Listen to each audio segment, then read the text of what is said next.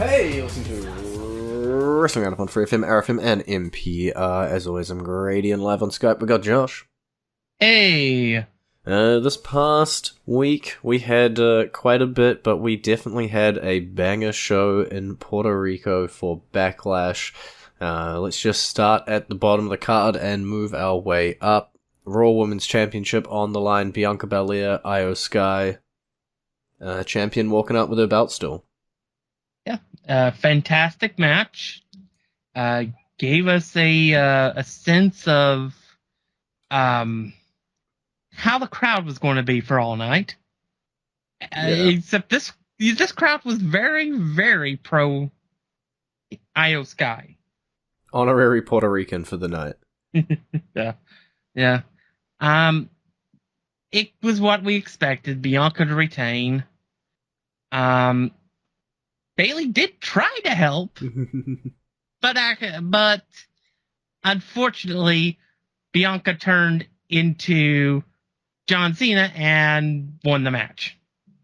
Yeah, I think for me, the best part about this match, I guess ignoring the crowd being behind Sky, because that was great to see, was just that Sky did get so much in, right? Like, Sky looked like a credible threat to Bianca Belair from this match, until the last 3 minutes of the match. Let's not talk about the last 3 minutes of the match. And if anything, it's completely elevated her to the point where, like, I would not be mad or, like, super surprised if we see Io with a belt around her waist in the short term, depending what happens with this whole Bayley storyline. But we said it going into it. This wasn't about Bianca Belair. This was about Damage Control and Bayley. Yeah, I could totally see her winning the women's Money in the Bank briefcase. But that means she has to cash it in within 48 hours. That's the rule. Well, or become Ella. I'd like to see her do the cash in for SummerSlam. Like, just straight up go, I want to face you at SummerSlam. Here's the briefcase to do that. I know it doesn't make sense for a heel, but I just like I like that they sometimes do the pre-announced cash-ins. It's just a little different sometimes. And to be fair, after she's going to go head-to-head with Bayley, I don't know what alignment she's going to be when she comes out of that one. And I don't know if the crowd being behind Sky is giving WWE any ideas either. Yeah. Maybe it'll just be a nice face versus face against Bianca Belair. Last time we tried to fight, it was interfered in. It was a horrible match. Let's do it again. Straight up, no interference this time. Who knows? Gonna do what I said. Move our way up the card. I was gonna jump. I resisted the jump. Seth Rollins, Omos, had a pretty lengthy match, with probably a lot more in it than I was expecting. I think maybe Omos' longest match to date. I believe it. It was a pretty good match. Seth is he's the number 2 guy in the company for a reason. He's just that good. But I don't want to slouch on Omos here. Omos showed some stuff with this match. The way he countered the stomp the first time, and then the creative top rope stomp for the finish was fantastic. There is something there for Omos. I just don't know if WWE believes enough in him, or maybe he needs to go back to NXT. He is a free agent after all. Spend some time working on what he can do in the ring and his character, and maybe in a year or two he can come back up and have a pretty dominant run as a big man. Because with Big Show gone, Kane gone, Undertaker retired, there's really a major lack for a credible giant in WWE. And the closest you have is Braun Strowman. Yeah. Right now. And he's a big guy, but he's not a giant. Yeah, it's like when you look at it, and I feel like when he started off, everybody was comparing him to Kali, which is definitely an unfair comparison given Omos has shown us that he can work a pretty damn good match, especially here with Seth. I'm with you. I don't know. We were really committing behind Omos. He was picking up the win. He was coming out on top from this, I think it was the Bobby Lashley feud. He was doing something with MVP. Then he moves to the background. He's still in these high profile matches. He's still got these singles feuds going on. He might not have picked up the win in his last couple, but he's still, Brock Lesnar, Seth Rollins, big name feuds. And then now he's a free agent. There's something you can do here. I just don't know, as you say, if WWE are going to do it. There is a gap. He seems like he could fill it. If you asked me like a year ago, maybe I wouldn't have been as behind Omos as I am now. I think he has matured. I think his in-ring skill has increased. And he can do a lot more and put on a more fun match now. I don't want to see him just end up on a future endeavors list. I want to see him like you do 2 years from now. What can he do? And if that's NXT to learn, if that's ending up in a stable, whatever it happens to be, I'm interested to see how they build him, what they do. You can't just pick up a guy off a football field and place him in the Undertaker's role or in the Big Show's role. You gotta earn that spot, and you gotta show that you can wrestle, and there's a reason that you're here. And Omos is on his way to doing that for sure. And to be honest, Seth needed a win on a pay-per-view. It's been a while since he's won on a pay-per-view. So, especially considering he is the Raw contender for the World Championship. Yeah, all upsides for Rollins, right? He takes out the Nigerian Giant at Backlash, heads over to Raw, wins a triple threat match, wins a one-on-one with Finn Balor, and he's found his way to Night of Champions, competing for this World Heavyweight Championship. Which we'll know the SmackDown person on Friday, but we won't know that now. Yeah, next week we can start positing about what's going to be happening and who's going to be that first holder of the brand new World Heavyweight Championship. But Seth Rollins, as you said, number 2 guy, right there, right behind Reigns. Since they debuted, not much more to say about Rollins. The guy is always going to be on top. Yeah, I mean, WWE tried to make him the man. And because he made some comments about a certain indie wrestler in Japan, the crowd just completely rejected him. Which then made WWE turn back to plan A, which was Roman Reigns. And now we have 1,000-day reigns. Yeah. Let's go on to our next matchup. I'm wary of how many we got to get through. The United States Championship triple threat match. Austin Theory, Bobby Lashley, Bronson Reed. Exactly as you called it. Austin Theory slimeballing himself into a retention. Yep, that was the most easiest prediction. Was that it would be a good match, not a great one, but a good one. All the guys would get to showcase something amazing. I mean, that moonsault by Bronson Reed. But yeah, I hope that came across in the audio. I hope people heard that. But, yeah, it was very obvious that Austin Theory would retain via just stealing it from at the end, because when you have a heel champion going into a triple threat match, that happens 99% of the time. Yeah. The 1% of the time it doesn't happen is when the title gets changed hands. Yeah, we knew Bronson wasn't winning because of the draft. It really left it as Bobby Lashley and Austin Theory, who have been feuding for what feels like 9 months at this point, on and off, who are both on the same brand together.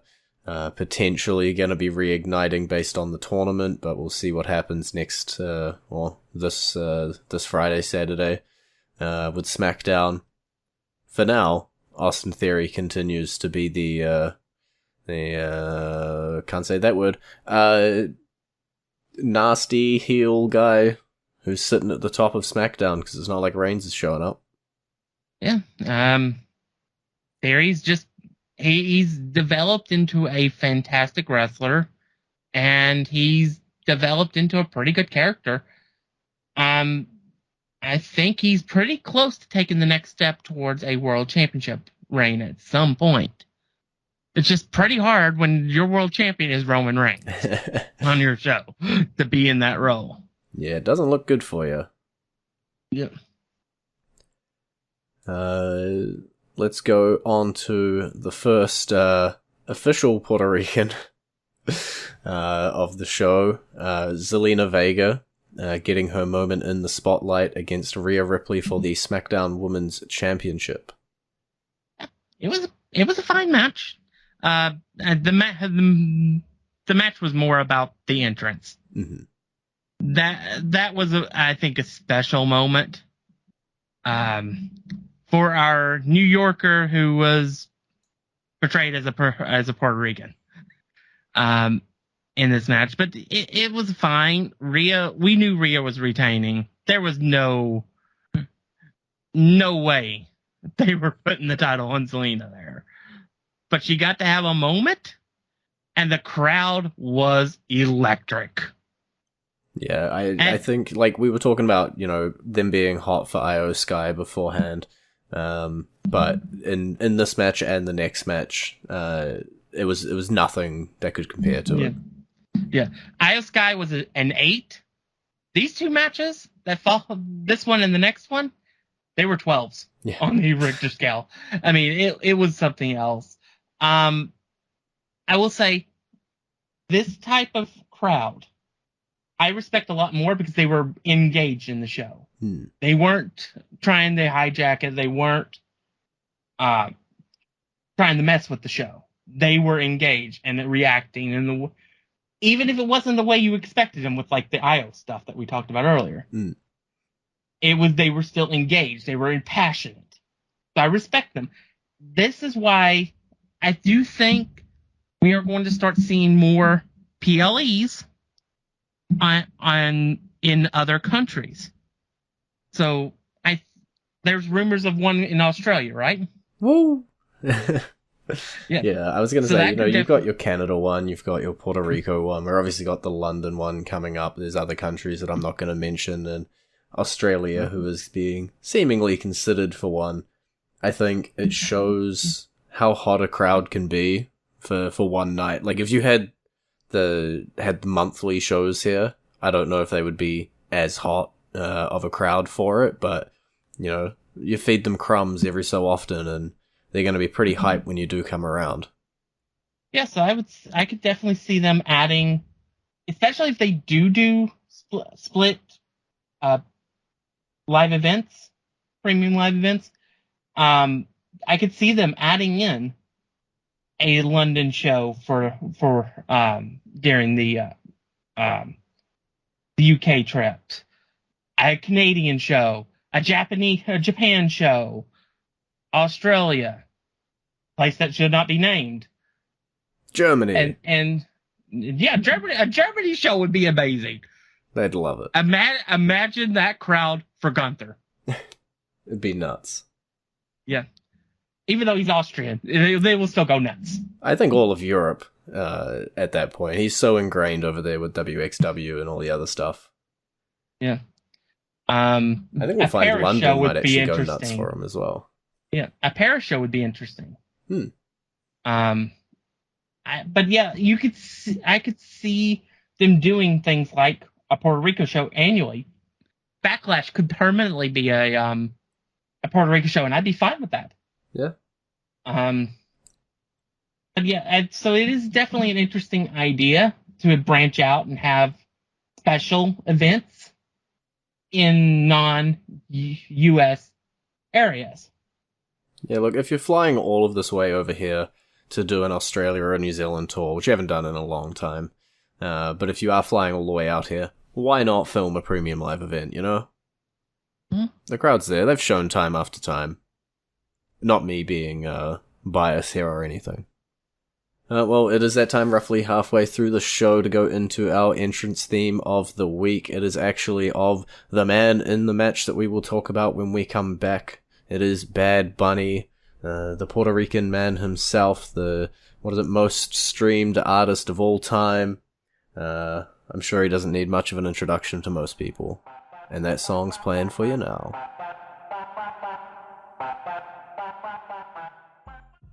And you're back with Wrestling Roundup on FreeFM, ArrowFM, and MPR. I'm Grady, he's Josh, and as I said, it is time for the San Juan Street Fight discussion. Phenomenal street fight. There was a lot of vowels in that just then. Yeah. I don't think there's an argument anymore. I believe Bad Bunny is the greatest celebrity performer in WWE history. Yeah. I'm trying to think of There's only one man but... that could potentially bring an argument. But he's only had 3 matches. So, but he does have like a multi-year contract, so he could change that. But Bad Bunny at this point has every time he's been in the ring, he has knocked it out of the freaking park. And the match ended exactly as I said it would, with a Canadian destroyer. Yeah. What do they call it? They called it like a bunny destroyer or something. Yeah. A little cringe on the name, but... I mean, if you're going to go out, you might as well call it a Puerto Rican destroyer. Makes way more sense. It was a fantastic match. Damian Priest had lots of moments there. It was great. There was LWO stuff. There was Judgment Day stuff. There was a man who spits in the face of people that don't want to be cool that showed up. Just a random Carlito appearance out of nowhere. Yep. 2 random appearances by Savio Vega, who we played his theme for a couple weeks ago. Yeah. It worked out pretty well. Yeah. Of which the crowd were going nuts for. Yeah. But yeah, it was a fun match. I'll be honest, I had a lot of fun trying to describe to my partner why the crowd were going crazy for Savio Vega. There was a lot of a misunderstanding there around that. But yeah, this, I don't know. In my opinion, and not necessarily because of bell-to-bell content, but this was the match of the night for me. Because as you say, it was fun, it was a great wrestling match, it had the appearances, it had the hype, the crowd were behind it, it was the best atmosphere. I'm 100% behind it. The only thing that can touch it is the Max match that we're really talking about here shortly. But yeah, it was everything it needed to be, and then some, and there was no carrying. Bad Bunny brought it, and Damian Priest, even though he took the L here, looks like a major star here, could potentially cause issues in the future with Judgment Day. They're happy friends. I am hearing some rumblings of a rumor that Finn Balor might get kicked out of the group. Nope, which would make Damian Priest the leader by default. I just, and there's a whole thing with Priest is in the SmackDown World Championship tournament. He could end up winning it. It's not that out of the question. Personally, I think it'll end up being AJ Styles, and I think we'll get an amazing match between AJ Styles and Seth Rollins. But we'll have to see on that part. But I think the future is bright for Damian Priest. Mm-hmm. Did you say SmackDown? Because that's a good segue to talk about the Bloodline. The Bloodline, Sami Zayn, Kevin Owens, Matt Riddle. We saw the 3 brothers coming out on top, but the piece of the match I want to talk about the winner. I want to talk about that stare from Solo Sikoa straight into the soul as he's holding his thumb up, really considering going through with this. Yeah, this was all about the story. This was all about Solo Sikoa and Jey Uso. It was all about whether or not Solo was going to attack Jey. And the build, in building and building. And you know Roman watching that is not happy. And I think something comes to head here shortly. I do think Solo will connect with that spike sooner rather than later. But I did love the whole, you're going to hit me? You're going to hit your brother, not him? The stuff that Jey was doing. Trying to appeal to the fact that he's his brother. I really do think this is going to come down to Solo having to choose between Reigns or his brother. Yeah. Who knows where his allegiances lay. Yeah, well, we don't really know for sure, but it definitely, at least at this point, looks more like his allegiance is more with the Tribal Council, which sent him to serve at Reigns' side.